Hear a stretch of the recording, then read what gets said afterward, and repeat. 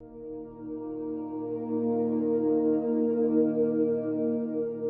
live in a world where intelligence has never been more celebrated. And yet, true thinking has never been more endangered. Every screen you glance at screams of knowledge, but rarely of wisdom. Every conversation feels saturated with opinions, but hollow of reflection. You are told this is the information age, but what if, beneath the endless flood of facts and noise, something darker is unfolding? What if you are not entering an age of enlightenment, but an age of collective stupidity, an epidemic so subtle that even the most educated among us are its carriers? Consider this paradox. Never before has humanity had such access to information. And never before have we been so incapable of distinguishing truth from lies, depth from distraction, wisdom from noise. You scroll through your feed, convinced you are learning, convinced you are connecting, convinced you are awake. But are you?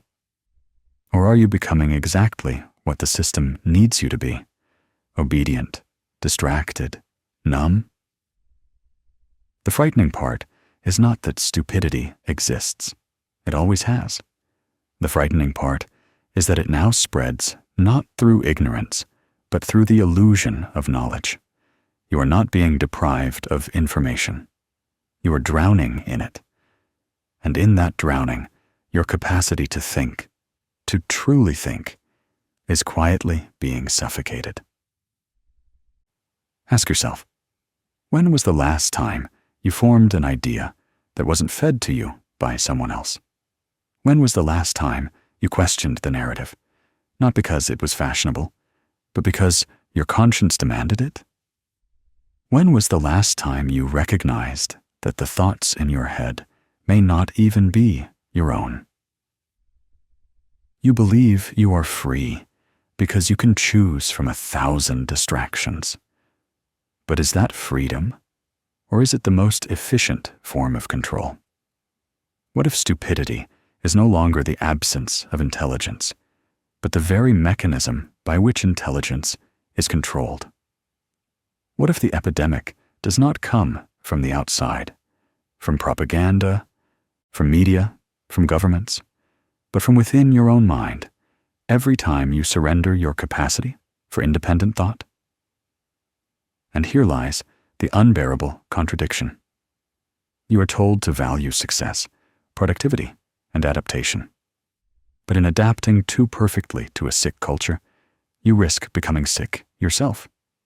You are rewarded not for thinking, but for conformity disguised as intelligence.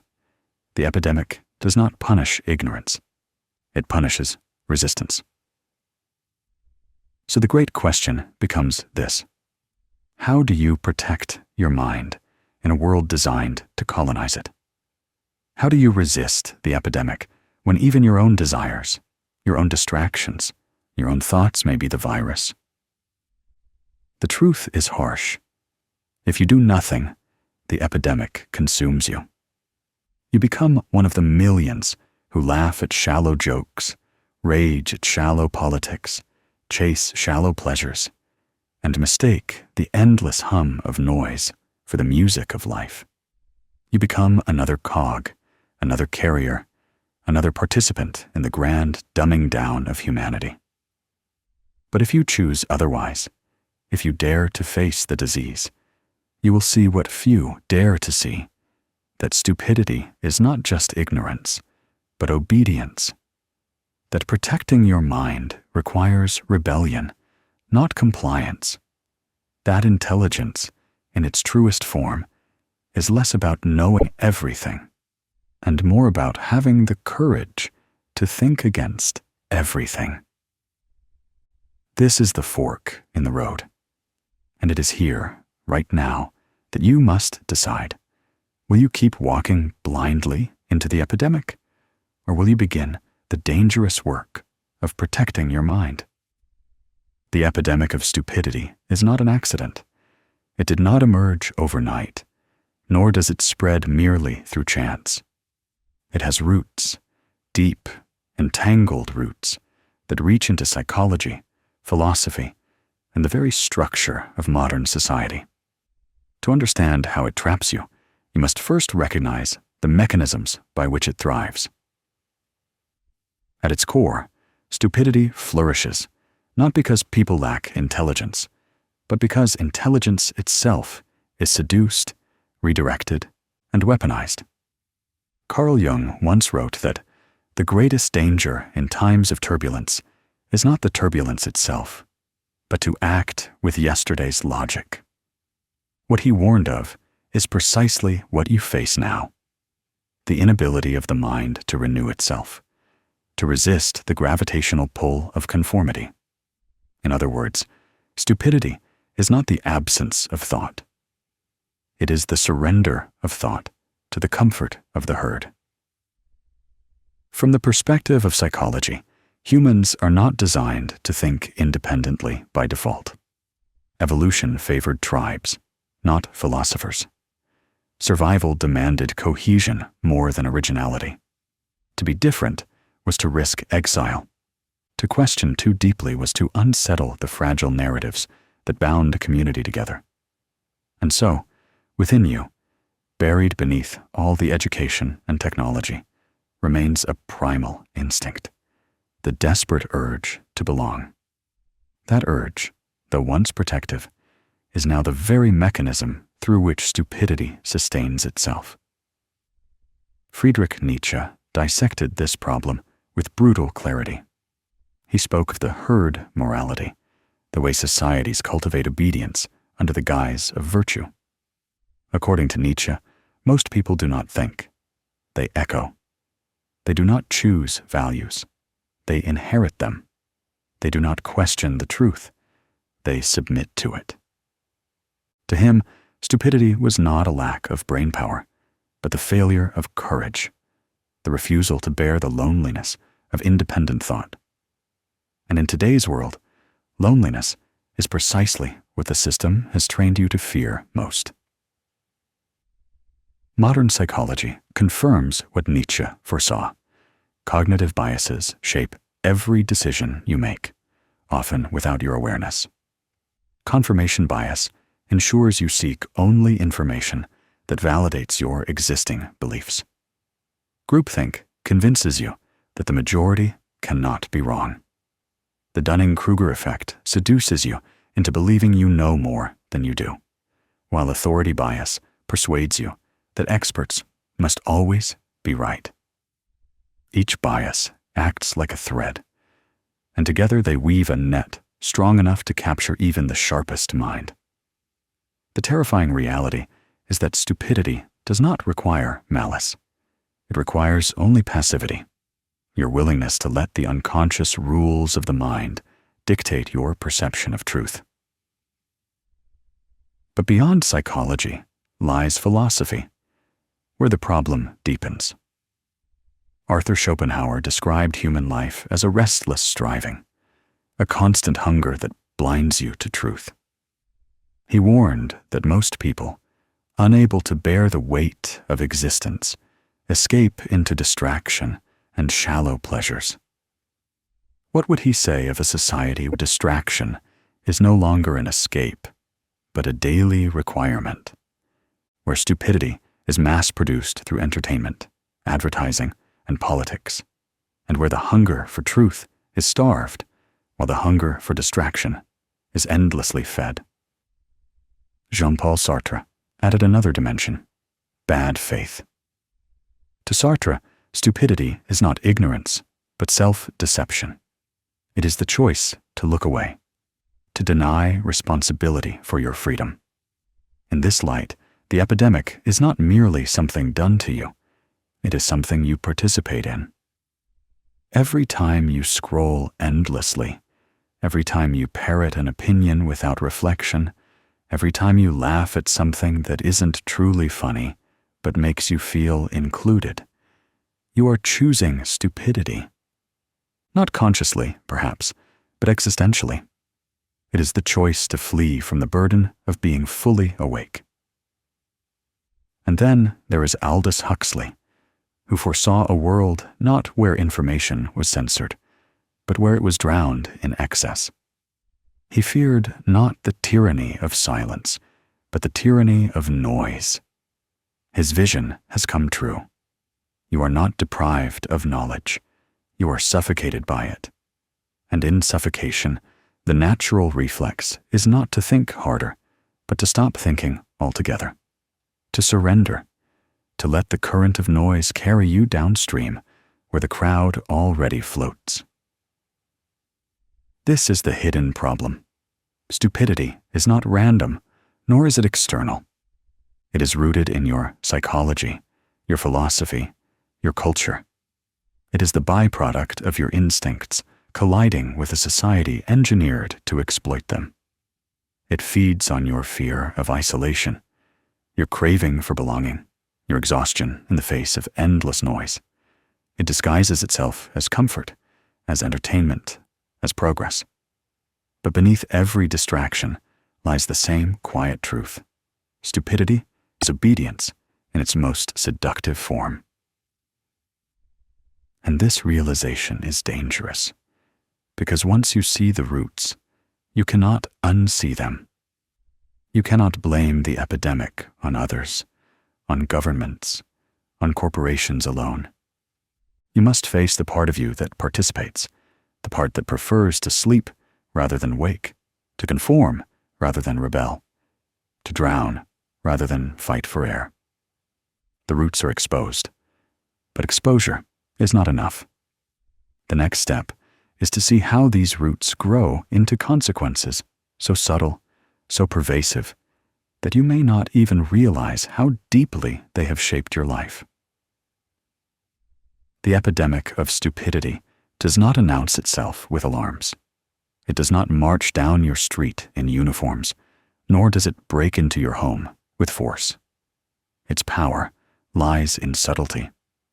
It reshapes the way you think, the way you feel, the way you live, so quietly that you do not even notice.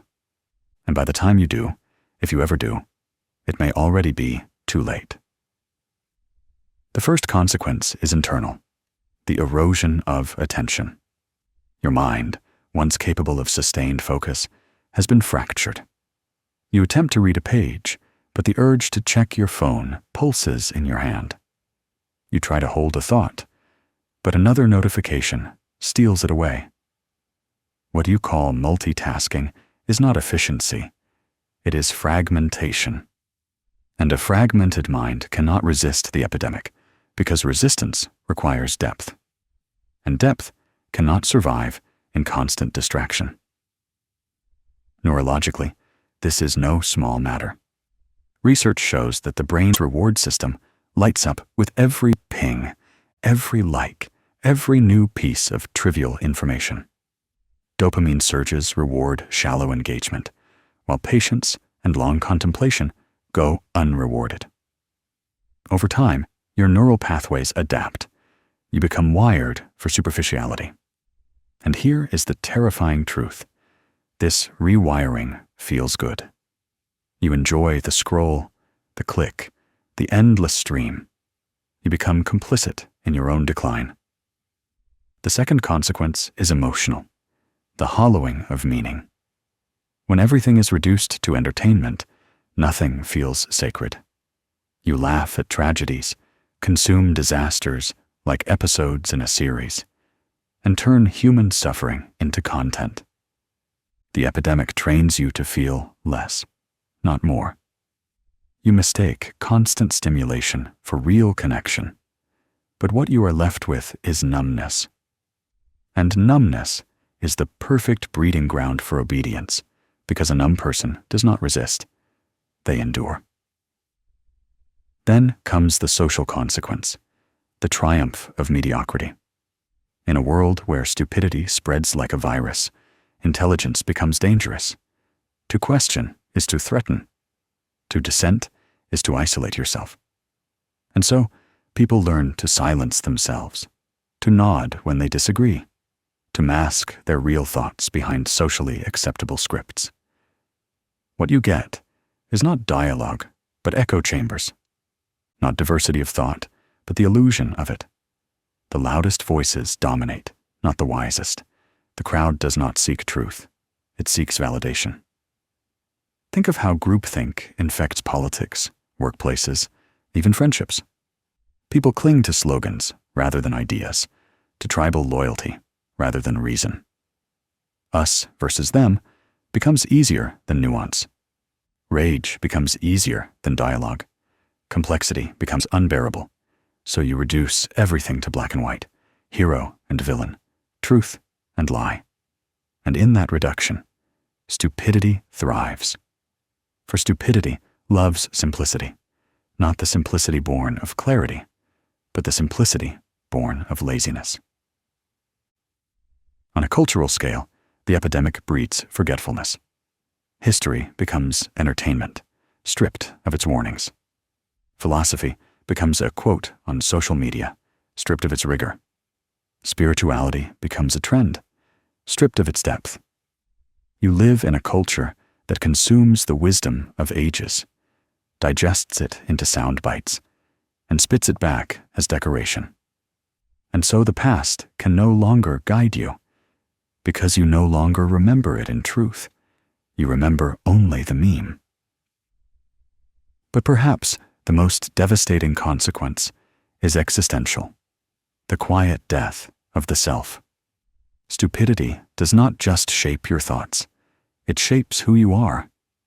If your identity is built on borrowed opinions, if your desires are engineered by algorithms, if your beliefs are echoes of the crowd, who are you, really? Do you exist as an individual, or are you merely a vessel for the epidemic, another mask worn by the collective? You may think the danger is external, that governments manipulate, corporations exploit, media distracts. But the deeper danger is within, that you stop noticing, that you stop caring, that you surrender your mind willingly, even gratefully, because it feels easier than resisting. And once surrendered, the epidemic no longer needs to control you. You control yourself in its favor. This is how civilizations decline, not with one great catastrophe, but with millions of small surrenders, with people too distracted to care, too numb to resist, too eager to belong. Stupidity spreads like smoke, filling every room until you forget what fresh air even feels like. You no longer recognize the prison because the bars are invisible and the chains feel comfortable. And yet, the story is not only despair. For in every epidemic, there are those who notice the symptoms, those who feel the suffocation and refuse to accept it. These rare individuals see the consequences not as inevitabilities, but as warnings. And from warning comes rebellion, the dangerous, radical choice to break free. Every epidemic breeds resistance, and though stupidity thrives on conformity, the cure is not collective, it is individual. The rebellion begins not with revolutions in the streets, but revolutions in the mind. If the epidemic spreads through obedience, then the antidote is disobedience, not chaos for its own sake, but the courage to think differently when everyone else prefers not to think at all. The first act of rebellion is awareness. You must see the water you swim in. You must name the epidemic for what it is, even if others laugh, dismiss, or scorn you. Awareness means recognizing how easily you are manipulated, not just by media or politics, but by your own impulses. It means catching yourself when you reach for distraction, when you parrot what you don't understand, when you choose comfort over clarity. This awareness is not pleasant. It feels like tearing a veil from your eyes, and what lies beneath is often uglier than you imagined. But rebellion begins in discomfort. The second act is discipline. Protecting your mind requires deliberate boundaries. Limit the noise you consume, not because ignorance is noble, but because clarity is fragile. Turn off the endless scroll, the constant stimulation, the flood of shallow input. Replace it with silence, reading, reflection, conversations that stretch beyond cliches. Discipline is not glamorous.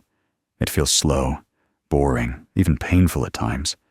But in that slowness, you recover what the epidemic stole. Depth. Depth of thought. Depth of feeling. Depth of self. History offers models of such rebellion. Socrates walked the streets of Athens, questioning assumptions, exposing contradictions, refusing to accept easy answers. For his rebellion, he was condemned. Yet his refusal to conform echoes across millennia. Nietzsche himself lived as an exile from the herd, embracing solitude as the price of freedom. Jung descended into his own unconscious, facing visions and darkness that others would have fled. Each of them shows that rebellion is not about external victory, but inner sovereignty. To break free is to claim your mind as your own, even if the world around you calls you mad. The third act is courage. Once you see, and once you discipline, you will face the test. Do you dare to speak, to act, to live differently? Courage means refusing the easy laugh at the shallow joke, refusing the safe silence when lies are spoken, refusing the numbness of conformity. Courage means risking isolation. And yet, paradoxically, in that risk, you find the rare company of others who have also chosen rebellion. It is only by stepping outside the herd that you discover who else has left it. The rebellion also demands a new relationship with truth. Not the truth handed down by authority, not the truth packaged in algorithms, but the truth you wrestle with yourself. Truth is heavy. It will wound you. It will strip away illusions you once cherished. But it will also set you free. To protect your mind, you must prefer truth over comfort, even when comfort is easier, even when comfort is safer. Philosophically, this rebellion echoes Viktor Frankl's insight. Between stimulus and response, there is a space, and in that space lies your freedom. The epidemic thrives by shrinking that space, by flooding you with impulses so rapid that you respond automatically. To rebel is to expand that space again, to pause, to ask, is this my thought or the crowd's? Is this my desire or the algorithms? Is this my truth or the script I was handed? Every pause is an act of defiance. Every pause is a seed of freedom. Do not be deceived. This rebellion will not make you popular. The epidemic rewards those who comply and punishes those who resist. You will be called arrogant, negative, ungrateful, even dangerous. But understand, this is how the epidemic defends itself. It needs you to feel ashamed of your independence, to fear the consequences of thinking for yourself. If you can endure that shame, if you can wear that rejection as a badge, then you are already freer than most. And here lies the paradox of rebellion. You cannot change the crowd by joining it. You cannot awaken others by drowning with them. The only way to resist the epidemic is to live as proof that another way is possible. To embody clarity in the midst of noise. To embody depth in the midst of distraction. To embody thought in the midst of obedience. This does not mean you will save the world, but you may save yourself.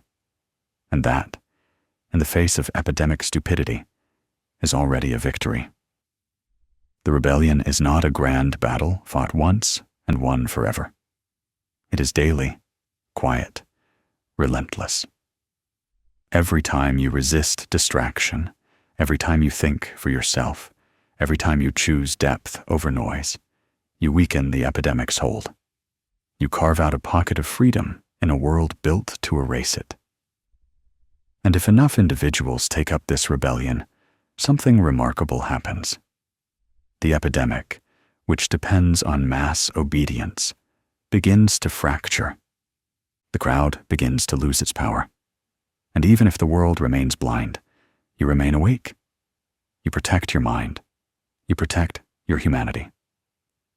But rebellion alone is not the end. Beyond rebellion lies the deepest question, the most unsettling realization. What is the ultimate truth that stands beyond the epidemic? What revelation can anchor you, not just against stupidity, but against the very fragility of being human? The rebellion is the doorway. But beyond that doorway lies something greater, the ultimate truth. And the truth is not simply about resisting stupidity, not merely about protecting your mind from the epidemic. The truth is about seeing what stupidity hides, the reality of what it means to be fully human. Here is the paradox. Stupidity thrives not just by distracting you from thinking, but by distracting you from yourself. It makes you forget that you are more than a consumer of noise, more than a cog in the machine, more than a mask among the crowd.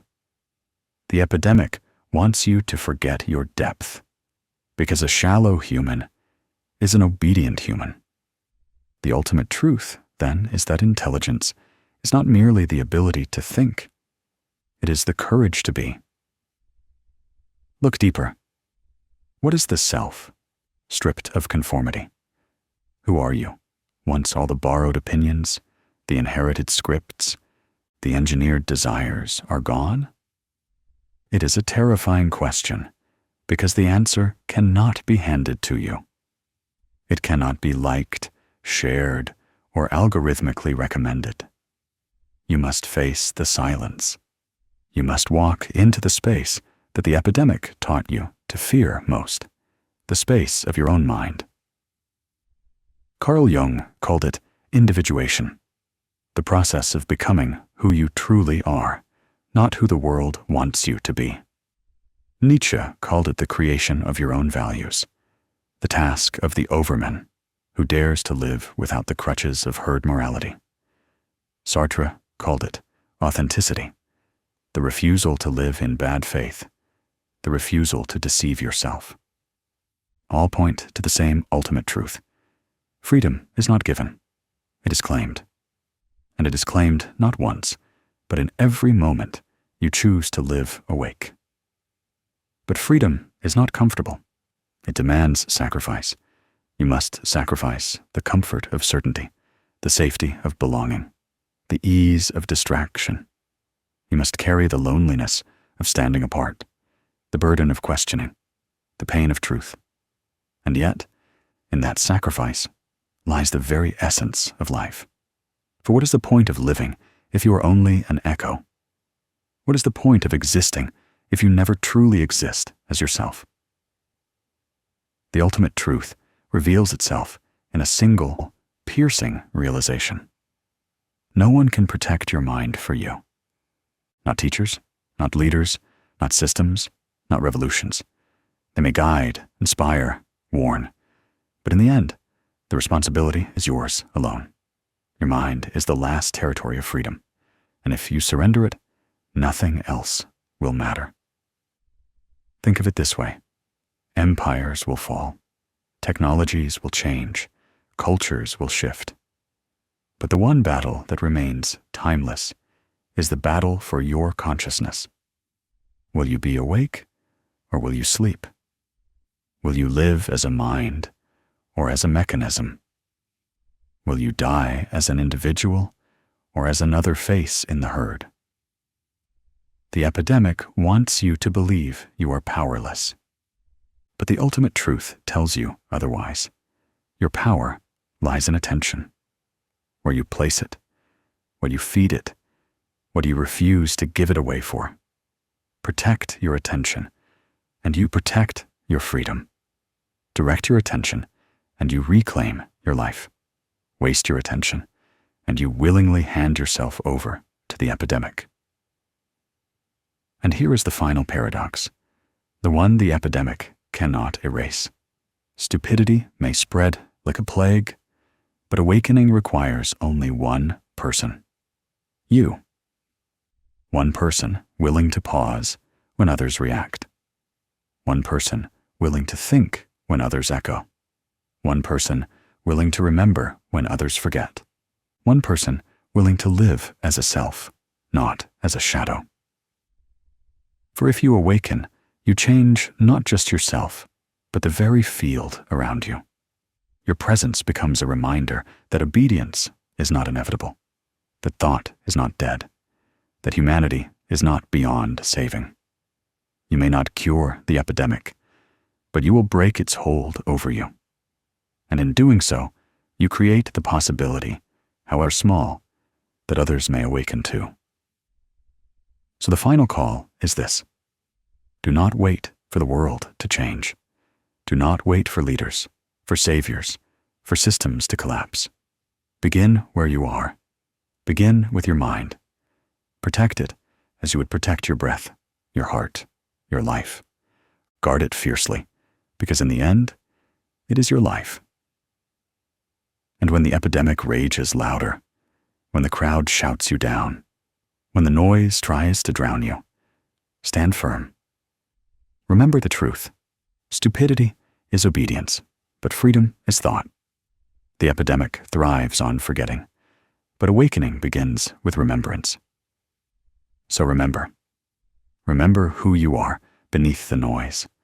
Remember the depth the world taught you to ignore. Remember that your mind is yours, and yours alone.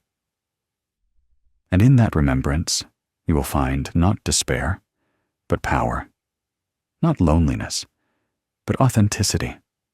Not emptiness, but the clarity of being awake. This is the ultimate truth. You do not have to join the epidemic. You do not have to live asleep. You do not have to surrender your mind. You can protect it. You can live free. And in that choice, you do not just save yourself. You redefine what it means to be human.